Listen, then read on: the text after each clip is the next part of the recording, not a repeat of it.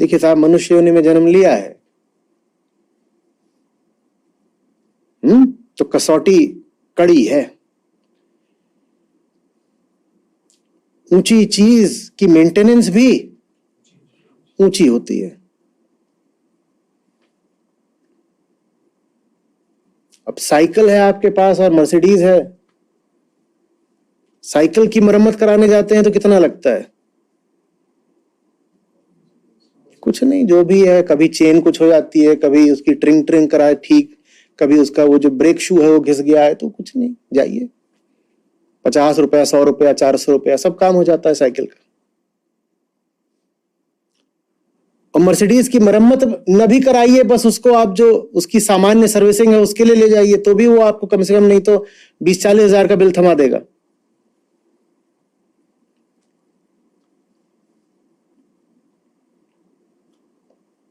तो अगर सब जीवों को वाहन माना जाए तो मनुष्य मर्सिडीज है।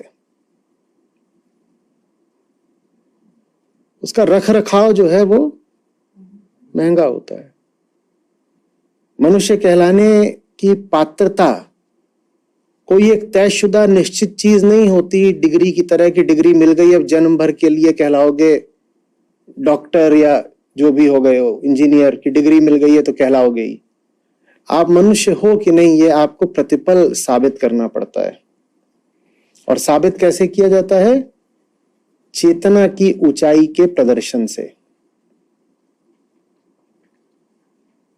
इंसान होना बड़ी महंगी बात है। हमें इतना तो बता दिया ज्ञानियों ने, और मुस्कुरा रहे होंगे बता करके, कह रहे होंगे कि जो समझेगा वही जानेगा कि पूरी बात के लिए हीरा जन्म अमोल है। अच्छा, हीरा जन्म तो है, पर हीरा जब मिलता है तो उसके दाम भी तो चुकाने पड़ते हैं। पशुओं को हीरा बोलिए ना, साथ में चलिए, तो मुझे भी लगता है कि समझ रहे हैं नहीं समझ रहे हैं क्या। मनुष्य पशुओं को तो हीरा मिला ही नहीं है, तो उन्हें फिर दाम भी नहीं चुकाने, उन्हें मिला ही नहीं हीरा। हीरा जन्म किसको मिला है? तो दाम भी हमें, और दाम नहीं चुकाओगे तो हीरे का क्या होगा? और जब हीरा हट जाएगा तो कहिए, हीरा जब था तो आपको मनुष्य बोलते थे, जब हीरा हट गया है तो आपको क्या बोले? ए पशु, बी पेड़, सी कुछ और, क्या बोले? कुछ और। श्री कृष्ण यही कह रहे हैं यहाँ पे, जिसने अपने हीरे का दाम नहीं चुकाया वो लाश है। हम इतनी भी रियायत नहीं करेंगे कि तुमको बस जीव बोल दें, कि जानवर बोल दें। न जीव हो न जानवर हो, तुम चलती फिरती लाश हो। अर्जुन, लाशें हैं, गिरा दो। अर्जुन, ये उसी दिन लाश हो गए थे जिस दिन इन्होंने मुझे ठुकराया था। यहाँ पे कह रहे हैं ना कि जो मेरे मत का अनुष्ठान नहीं करते वो नष्ट ही हैं।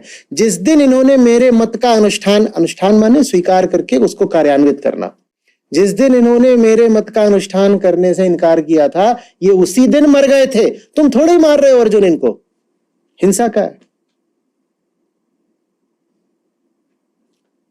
अगर ये बात हमें समझने में अड़चन हो रही है तो इसकी वजह कहीं ना कहीं ये है कि हम भी बहुत हद तक उन्हीं लोगों जैसे हैं जिनको कृष्ण लाश कह रहे हैं। हम सभी, तुम्हें बुरा तो लगेगा, कोई भरोसा नहीं कि हम होते तब, और कौरवों और पांडवों के मध्य चयन करने की बारी आती तो हम किधर खड़े होते। कुछ बहुत एकदम पक्का नहीं है, कह नहीं सकते। चाह मैं यही रहा हूं कि हम सब यहाँ गीता में बैठे हैं, श्री कृष्ण को सुन रहे हैं, तो हम यही कहें कि हम सब पांडव पक्ष में ही खड़े होते, पर कुछ भरोसा नहीं है। श्री कृष्ण के साथ रह करके भी कौरवों की ओर जाया जा सकता है। आज गीता सत्र पहला, आज पूरी संस्था में हड़बड़ी मची हुई थी कि पिछली बार में से 500 से ज्यादा लोग हैं जो इस बार गीता से दूर भाग चुके हैं, कह रहे हमें नहीं आना। तो अब ये चले गए कौरवों की ओर। संस्था के देखे ये लाश हो गए हमारे लिए। अच्छा लगता हो तो अच्छा लगे, बुरा लगता हो बुरा लगे। जिसने श्री कृष्ण को छोड़ दिया उसको मैं अब और क्या बोलूंगा। 500 से ज्यादा लोग। और इनसे कहा जा रहा है कोई बात नहीं, आपकी जो भी मजबूरी है हम उसका सम्मान करते हैं, आप सत्र में आइए। वो सुनने को तैयार नहीं है, वो फोन ही नहीं उठा रहे।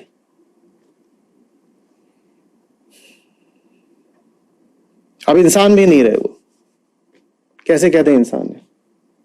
दुर्योधन बेचारे ने यही तो गलती करी थी ना कि कृष्ण को छोड़ दिया था, बोला था बाकी सब दे दो, अपनी सेना दे दो, अपना ये सब दे दो, कृष्ण को छोड़ दिया था। जिसने कृष्ण को छोड़ दिया था उसके लिए मृत्यु के अलावा क्या बचा है? जिसने गीता छोड़ दी है उसके लिए क्या है? कुछ नहीं।